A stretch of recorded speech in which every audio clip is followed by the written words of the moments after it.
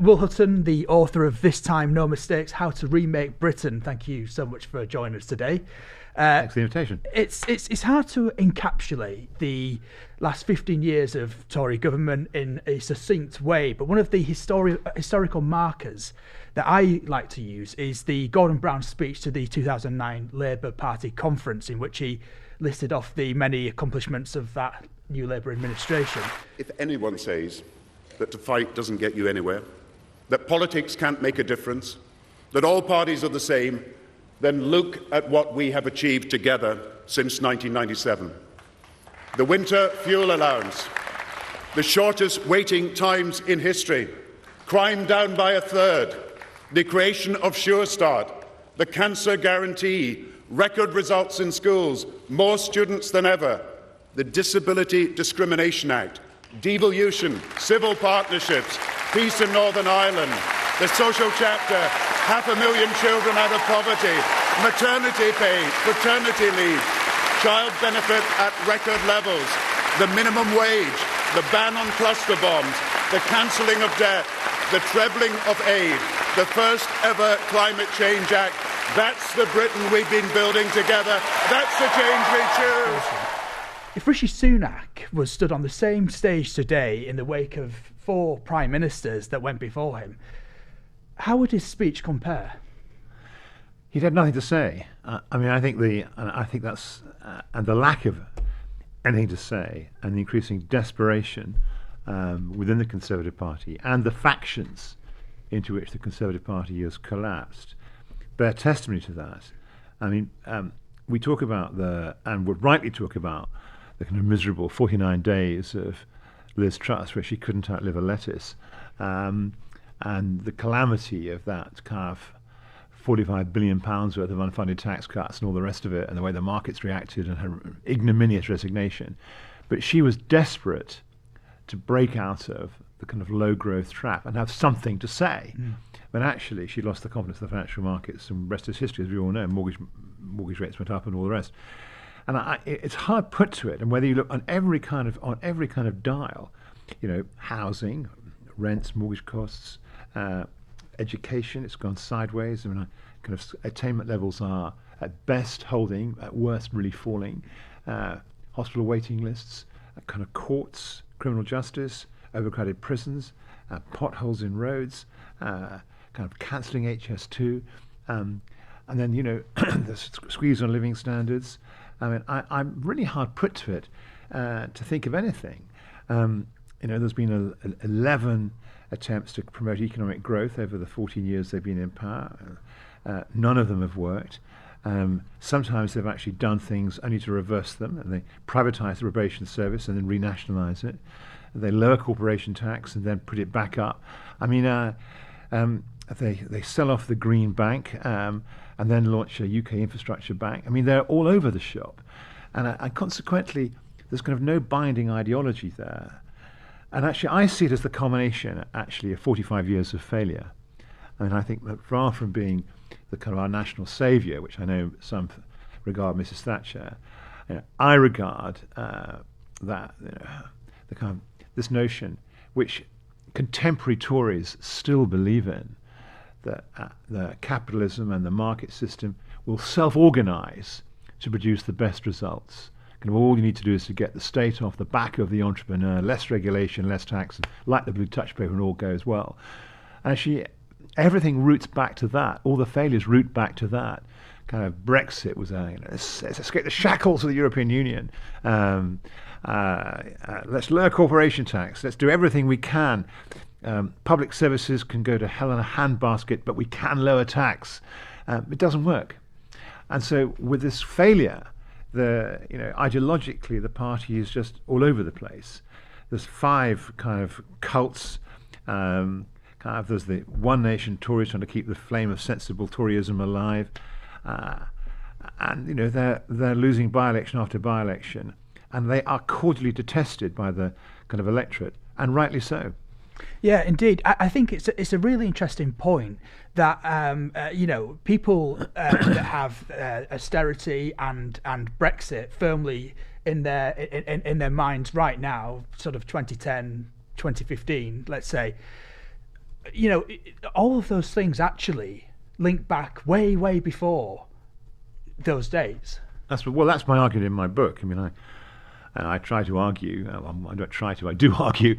I do argue that actually, as I've just said, that this kind of framework of thinking about how to organise a market economy or a capitalist economy, kind of, is just wrong. It's really difficult to get capitalism to go well.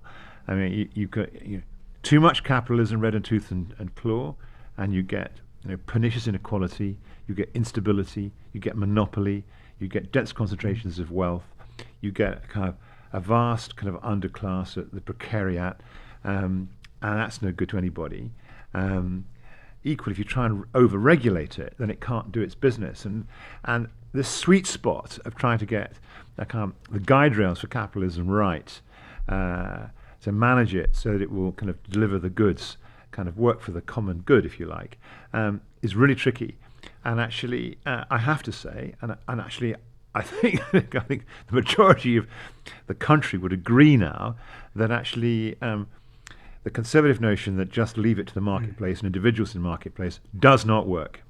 Yeah, that leads me really nicely onto this question. Really, we were founded in 2013 in the wake of the financial crash, and we were founded on the notion really that as an economics publication, that economics is tied very closely to what happens in politics and what happens in your life. Not many people. That's been my core belief all my career, as you know. I mean, it's a perfect fit. So in '95, you published The State We're In, which talks about the weakness in the economy that cannot be divorced from the problems in the rest of society. Yeah. Do you think that is something that we have felt almost most acutely in the last 15 years? Absolutely. I mean, I argue. I mean, again. I mean, I think that the two things interdependent. A good economy and a good society are interdependent. We need a strong social floor in which we have each other's backs, a kind of fellowship, mutuality, strong social services, strong public services. But you need that to be that's the platform from which you build ladders, floor and ladder. And the ladders are of course, there's individual agency and there's individual responsibility, and we want to make the best of ourselves, and people want to start businesses and grow businesses. And so you want a dynamic capitalism, but it's integrated with the social floor. A social contract and a dynamic capitalism are interdependent. One begets the other. And you want, insofar as you can get it, the people who start firms to hold in mind that they've got a great purpose. They're trying to make the world better in some way. They're earning a social license to operate by making the world better from some innovation or some good or service they're providing, which I would say you're doing here in this media organization. And particularly people under 35, 40 who start businesses have got that in mind. So what I argue for is a stakeholder capitalism driven by purpose, the kind of individuality, if you like, and I sit side by side with that, if you like, an ethic of socialism, which feeds the creation of a social floor, and the two go hand in hand. And Mrs. Thatcher declared war on that in 1979, and actually the New Labour tried to repair the damage and got hold of it to a degree, and then it was shredded by austerity and shredded by Brexit and shredded by the last 14 years, and we are where we are. It's nicely put because there's a lot of people that might say it's socialism or capitalism, and as I've never said that. I've never said that. No, exactly. But as they would say from where I'm from, it's definitely not one or t'other. No, you've got to have both. What I argue in the book is what I call a we society. That's the best I could come up with to try and capture this idea of fusing. If you're talking about political philosophy at the moment, we'll talk about actually what it means to people day by day in a second. But in terms of political philosophy, what I'm trying to say, there's an ethic of socialism. And when Clem Attlee, the famous Labour Prime Minister who led the 45-51 government, was asked in the 1950s how he understood socialism, he just came back and said fellowship. Fellowship is the hope of the world, fellowship is the hope of this country, and socialism is fellowship. And I took that to heart. I think this ethic of socialism about fellowship, mutuality, having each other's backs. It's a deep thing. I mean, it goes back, Aristotle says, kind of famous Greek philosopher, kind of says in 350 BC, he says, every man and woman partakes of society.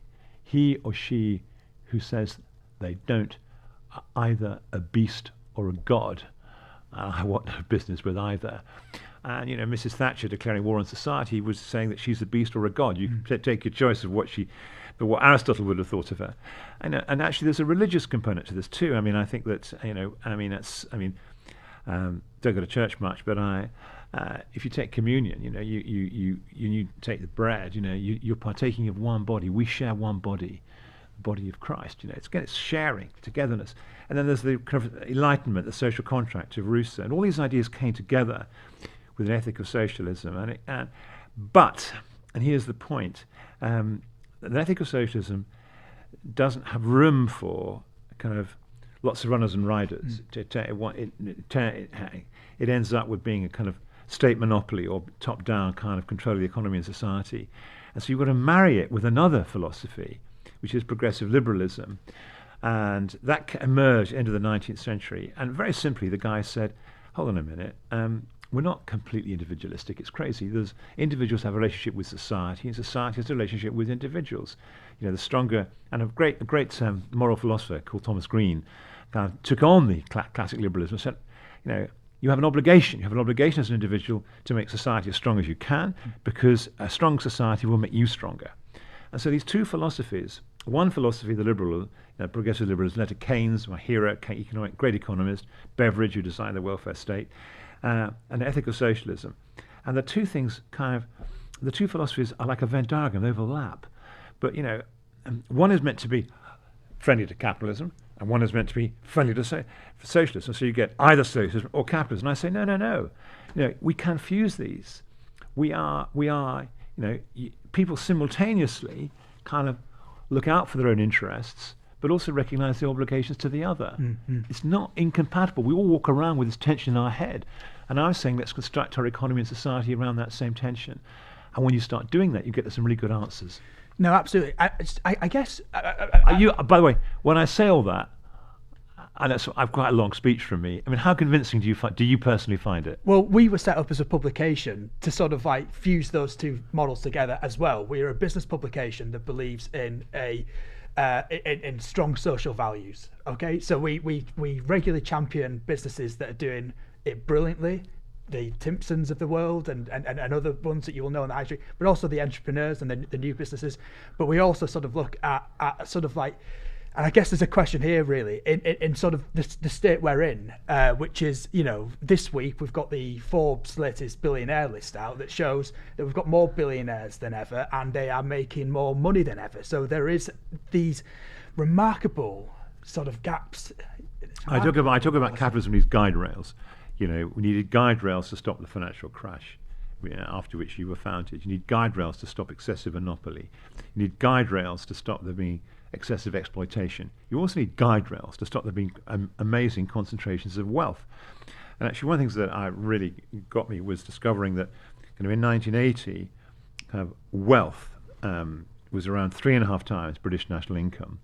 Today, it's 7 times British national income. And actually, those who are wealthy are contributing no more to the exchequer than they were 45 years ago. And actually, whether it be inheritance tax, whether it be capital gains tax, kind of property taxes, it just have been allowed to kind of shrink. And actually, you've got to, the wealthy have got to put their shoulder to the wheel too. And if they don't, you start to the economy gets out of kilter. I mean, for example, Farnborough Airport is the busiest private airport in Europe. We have in parts of London, like Notting Hill and Mayfair, the densest concentration of underground cinemas, private underground cinemas, kind of in Europe again. And what's the point of that? It pulls the economy out of kilter. And so you're not producing the goods and services people want. You're producing the goods and services that the very wealthy want to buy, and they can command, because of their wealth, the kind of industries to come into being that actually supply them with what they want. But it's not. It's a kind of economy completely out of kilter.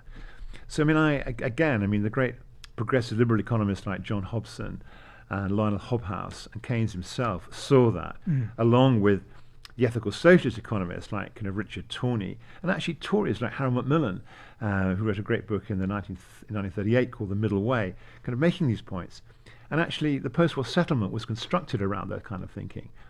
And I believe in that.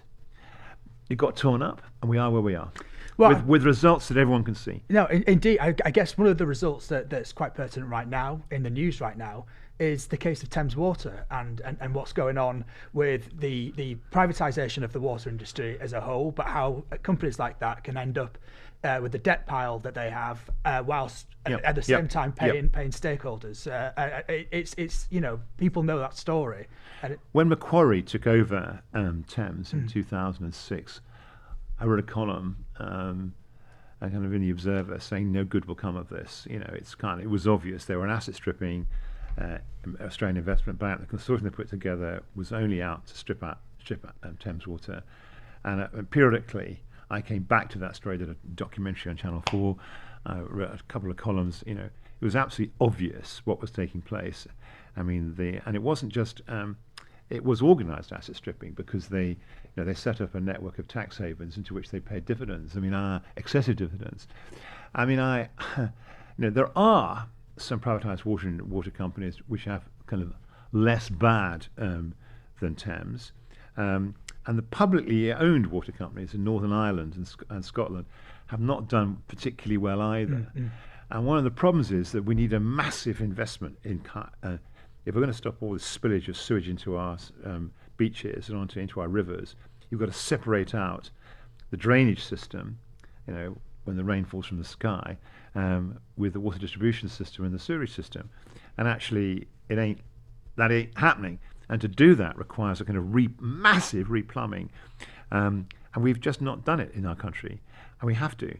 And actually, I kind of argue that one way forward would be to require every water company to incorporate as a public benefit company and to make its purpose the provision of clean, affordable water, and with all that implies, and for consumers and employees to be embedded in the governance structures in a way that actually doesn't happen even in nationalised industries. So I'm arguing for a kind of different, if you like, my fusion of ethical socialism or an ethical socialism, progressive liberalism comes together in a kind of proposition like that. I mean, it's not been tried, but one or two of the water companies that have got near it are the kind of better performing water companies. And if you don't want to nationalise them, which will cost you tens of, maybe hundreds of billions, that's one way forward. So in your new book, How to Remake Britain, you say that at the next election, Britain needs a government that will sure-footedly reshape our capitalism and society to promote growth, enfranchisement, and a country at ease with itself. Having watched Rachel Reeves May's lecture, is that something that you feel that she could deliver as Chancellor? There's two ways of thinking about Keir Starmer and Rachel Reeves. I mean, one is that they are constantly kind of watering stuff down, that actually they're not ambitious enough for the country given the challenges we've got, and they've got these huge opinion poll leads and forecasts they're going to win a landslide, and yet they're not really doing enough to pre-declare what they're going to do, and thus earn a mandate to do something transformative. That's one way of looking at them. The glass is half empty. The other way of looking at them is to think, well, actually there's just enough in what they're saying for them to build on. I mean, Keir Starmer's 5 missions, and what Rachel Reeves said in her May's lecture, I was rather encouraged by.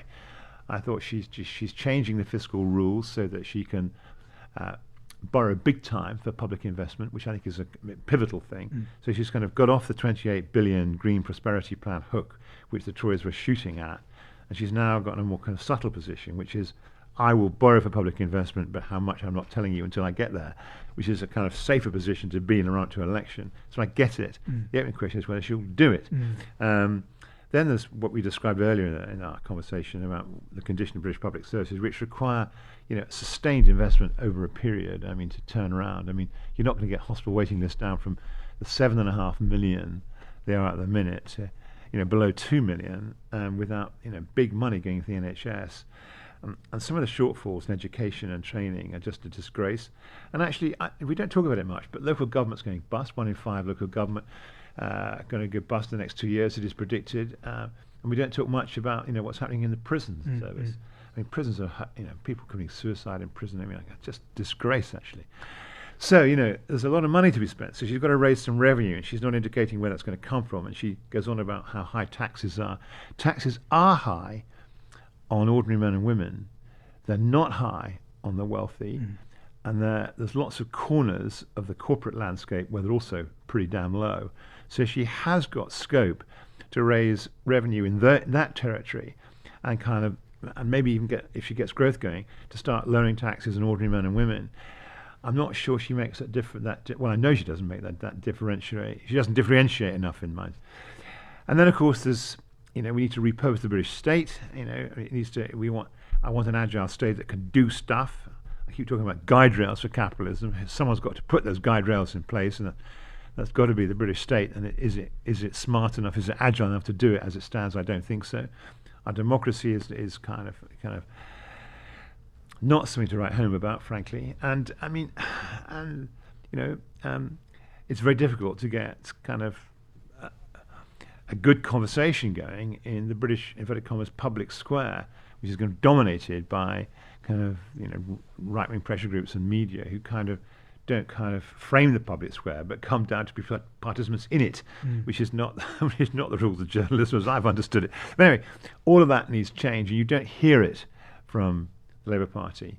On the other hand, they're saying just enough to give you encouragement that that's their trajectory of travel.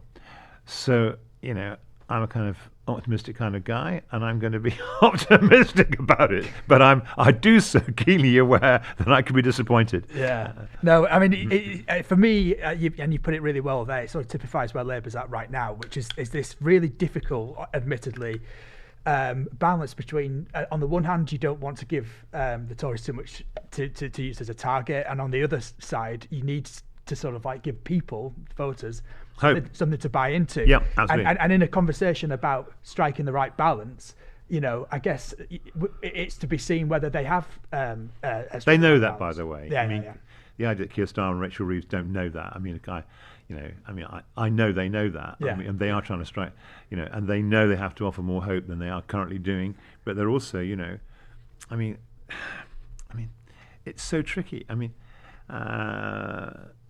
They've won a string of by-elections on phenomenal swings off the Tory party, which no Labour opposition has done since 1945, the end of the Second World War. And they're kind of saying, well, why change a winning formula?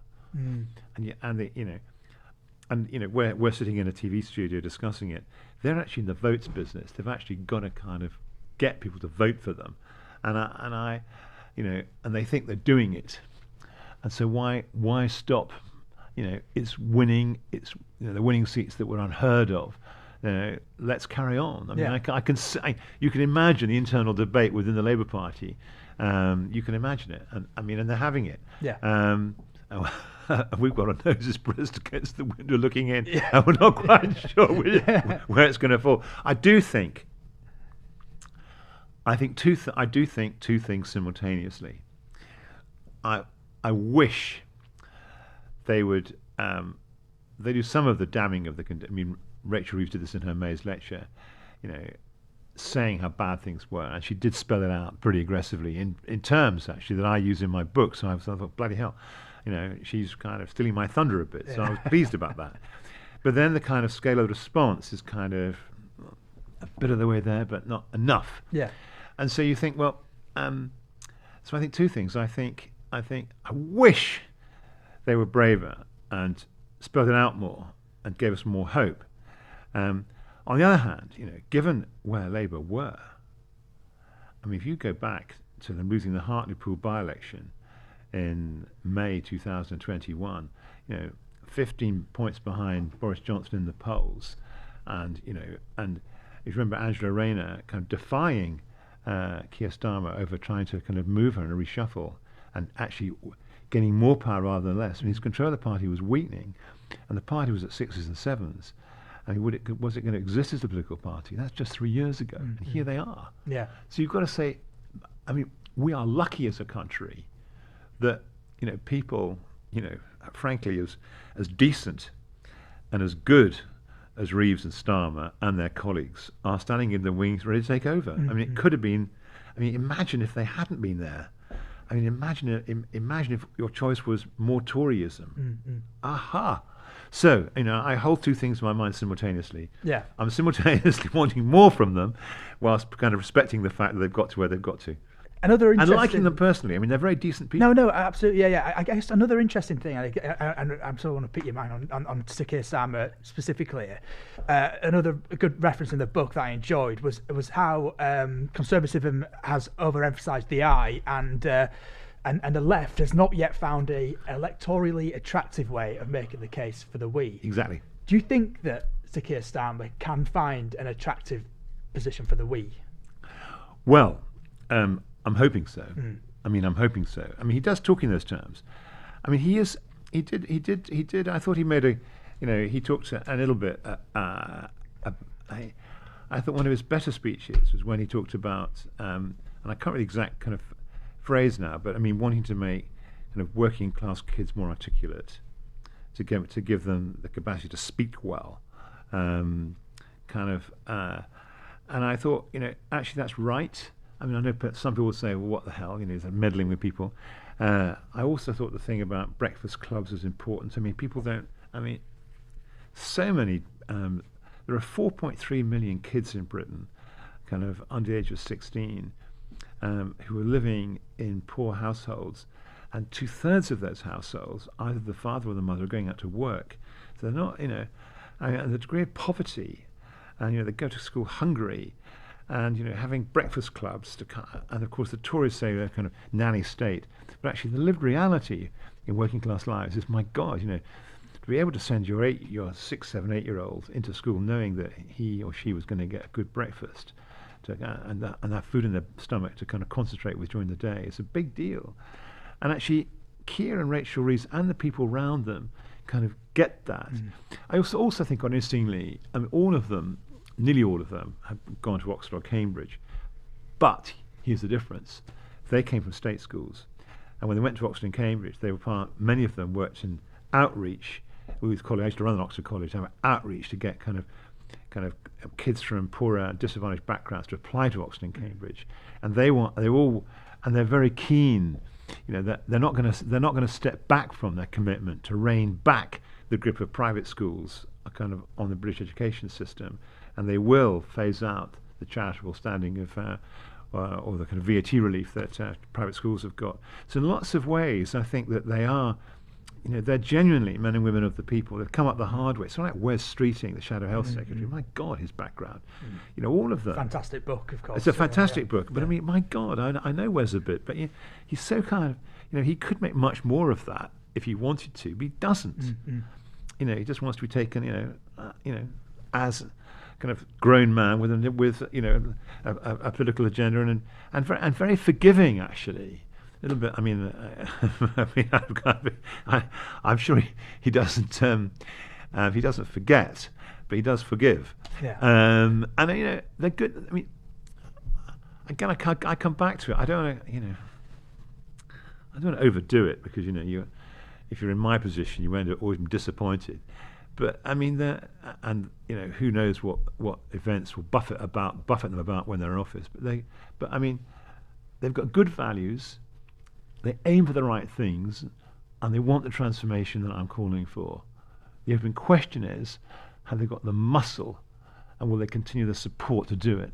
Yeah, so we've talked about the optimistic case for the future of the Labour Party. You've got the Conservatives on the other hand, which you've recently called an ungovernable federation of cults. Well, absolutely, yes. Was that You've read my stuff, by the way.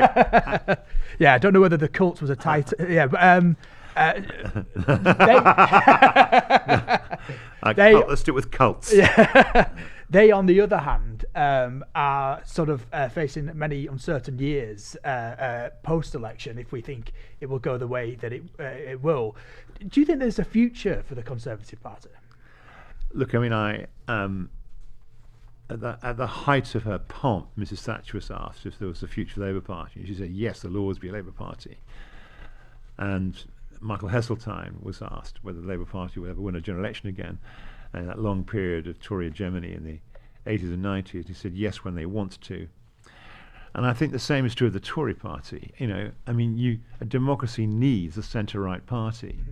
You know, you need people who are going to make the case for capitalism, if you like. They're going to make the case for kind of, you know, the state isn't always right. You know, taxes can get too high, regulations can be burdensome. You know, and you know, family is important. You need people who talk to those values in a democracy. So yeah, there's going to be a future for the centre-right. But I mean, I have to say, I mean, this Tory party and the kind of things they've got their laps, I mean, they are, I think it's crazy. Whether it's discussion about, you know, it was interesting that David Cameron has come in, and they're all suspicious of David Cameron because he's not a libertarian, he was a Remainer. But I think David Cameron, Lord Cameron's kind of as Foreign Secretary, has actually been quite sure-footed in his handling of the crisis in the Middle East, in a way that his right are kind of extremely critical of. Kind of some of the people who want to succeed Sunak as Prime Minister are kind of striking up postures that are kind of extremely pro-Israel, and Cameron is being much more kind of even-handed. But I mean, I don't know why they also have got this bee in their bonnet about the European Court of Human Rights, and you know, I don't think there's a kind of, you know, in Newcastle, where I know you've studied at university, or kind of the Midlands, or swathes of kind of Britain, people are thinking, my life would be a whole lot better if we did away with the right to free assembly, or, you know, or, you know, the right to free speech. Let's get away with all of that. You know, just think. I mean, people just don't think like that. But it's got they're so Europhobic. It's got the word European in front of it, so they're against it. And they had triumph with Brexit, so they're hoping to repeat the triumph with European Court of Human Rights. And this kind of Europhobia, immigration phobia, kind of manic obsession. I mean, I always feel that a bit like, you know, when you're driving your car to somewhere, you know, the kids are in the back saying, "Oh, we're nearly there yet." And every time there's the remotest chance of there being a tax cut, the kind of right-wing kids in the back of the car are saying to the Prime Minister, "Oh, we're nearly there yet. Can we have tax cuts?" And you just think, you know, tax cuts have their place, but they're not the be-all and end-all. They're not the purpose of being in government, to give tax cuts. And they've kind of lost the plot.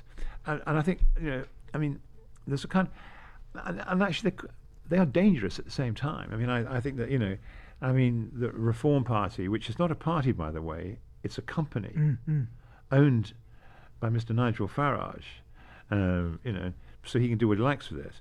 You know, it's a tricky organisation, that, and it's kind of the political formation that the kind of dark right have had in Europe, and in that sense, you know, Farage has been quite European. But I mean, I mean, the idea you'd kind of, you know, one in, one out approach to immigration, the idea to bring back grammar schools or slashing public expenditure by 10% for tax cuts is going to kind of solve Britain's problems. I mean, if you're thinking about, you know, how to create lots of startups in our capitalism that will scale up and become great companies of tomorrow, you know, you think, and the people who are kind of starting those companies are thinking, what? I mean, what are you talking about? You know, but they're very dangerous because you have a right-wing press who will support them, and a first past the vote system will probably mean the vote will be divided, and you know what could happen to the next 10 or 20 years is what happened to the Liberal left over the previous 50 years. That, you know, the progressive vote is always divided between Greens, Lib Dems, and Labour, and when the SDP were around, the SDP, and it kind of let the Tories in on a minority of votes cast. You know, Reform and the Tories could be at loggerheads with each other and kind of divide the Tory vote to kind of allow Labour and the Liberals in coalition, on Greens in coalition, to kind of, you know, continually form governments. But, you know, it could get worse than that. I mean, if Labour misgovern, if Labour don't get it right, and there's the same sense of failure hanging over the Labour government in 3, 4, 5 years' time, there'll be an opening. So, in one way, I think unless the better angel of the Tory party can gain control of them, unless the people like kind of Rory Stewart and kind of Dominic Grieve, some of the people who Dominic Cummings and Johnson expelled from the party, unless they can come back in and reclaim their party, I haven't much hope for them really. The danger is that we get a populist Trumpite right that actually does appeal to a kind of very disillusioned elements kind of in the massive British voters because Labour haven't succeeded, and that could be very dangerous. But it won't be the Tory party, it'll be something else. No, indeed, yeah. So you have, and you touched on it a moment ago, you do have this element of the culture war stuff that's sort of, it seems to be getting some traction in the media. We've had recently the Union Jack, please don't mention to Nigel Farage that once was purple when he was the UKIP leader. I'm probably going to kind of make everyone think, well, we quite like what Will Hutton was saying up until now, but this really shows he's kind of. But I actually quite thought that was quite a nice design. Actually, I thought it was quite attractive. Yeah. And but I mean, there we are. And it wasn't saying substitute the St George's Cross for this. It was saying this is another way of looking at them. No, I completely agree. Another one was a big debate about National Trust's scones in that was completely bonkers. Yeah. So woke scones. Yeah. But why are these being given airtime by the media? Farage is all over it and seems to have a really big position in the media. You've got GB News now cutting through, and actually, while we've got child poverty on I'm not sure GB News is cutting through, actually. I mean, GB News is kind of, its typical audience size about 34,000. Nearly all of them are kind of members of the Tory party or Reform. I mean, they're not. I mean, it's not the British public. What they've got is a very successful kind of social media operation, and they get privileged access to Tory politicians as they make the news. Farage's programme is quite popular, I understand. We've got a couple of 100,000 people, but I don't think. I mean, they're not really cutting through. But the culture war issues, you would say. The culture war. They're trying to get the culture war issues off the ground. But again, I mean,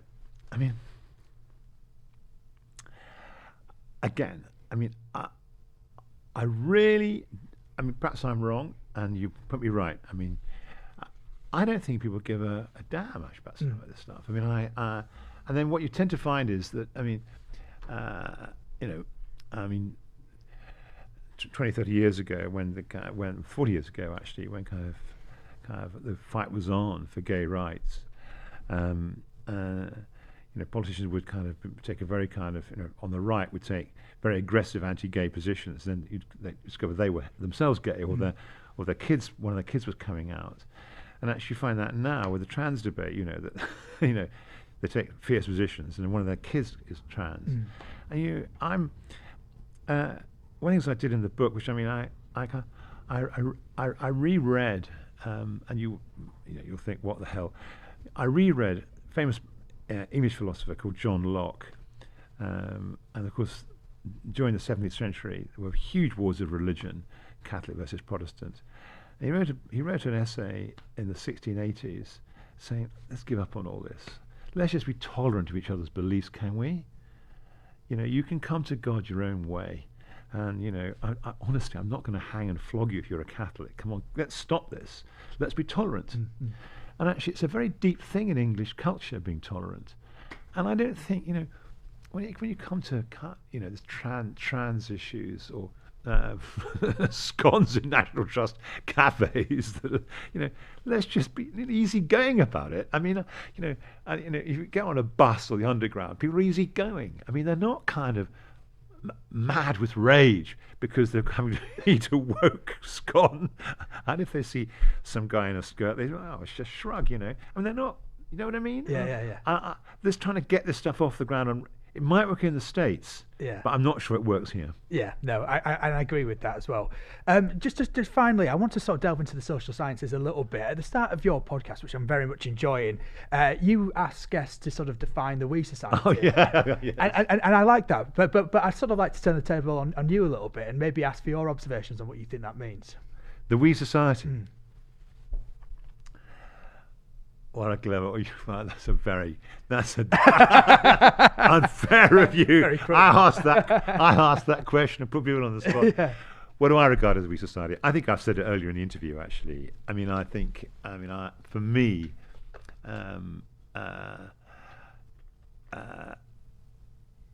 I think it's trying to what it's saying. When I put the word "we" in front of society, what I'm saying is that please acknowledge that the society in which you live, the shops in which you shop, the offices in which you work, how your kids are growing up, it's not just something that's there. It's something that actually you have to have a responsibility for making work better. And you have to acknowledge that you're part of it. And that acknowledgement is why I put the word "we" in front of it.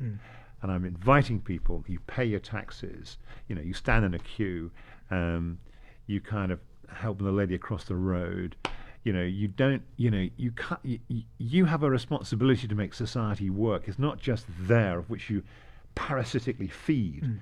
You've got to kind of add value to it.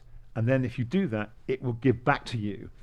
And actually, it's long overdue in Britain. I mean, again, you see, my conceit, if you like, I'm not sure how many people were listening to me or watching this by this stage will have turned off by now. But my conceit is when I say that, I think most people agree with me. Yeah. And they think, well, that's just obvious, Will. Why do you need to say it? And the reason why I need to say it is because since Mrs. Thatcher got elected in 1979, there's no such thing as society. The individual, his ambitions and appetites and tastes are at the heart of the moral universe, the heart of the economy, the heart of society. You want go-getting entrepreneurs, who have, we should be grateful to have them. Oh, fantastic! We've got these wonderful entrepreneurs. So thank you for setting your business, James Tyson. Thank you. You may live abroad like James Radcliffe of Ineos and not pay taxes in the UK, but thank you so much for giving us your wonderful entrepreneurial skills. I say no. You are, you're part of society. You have obligations to us. Businesses have to earn a social license to operate. I'm not going to I'm going to stand aside for someone who's infirm. I will stand up for people on the underground, etc., etc., etc. So for me, the "we" is about inviting one to be an active participant in constructing a good society. And so, at least for all the people that read your brilliant book, soon to be released, there is hope that Britain can be remade, new administration, new philosophies, new ways of thinking. If enough, here's the thing. If enough people going to buy into what I've just said, we can do it. It is a collective effort. And millions of people who don't even know me or kind of I'm sure will relate to these ideas. I've been around long enough in these islands to know that most people I come across think along these lines, more or less. And actually, we've been captured by a kind of alien credo. And it's time to kind of say, no, guys, your philosophy and your party has collapsed. Let's now do something different. Will Hutton, thank you so much for joining us. That's been very fun.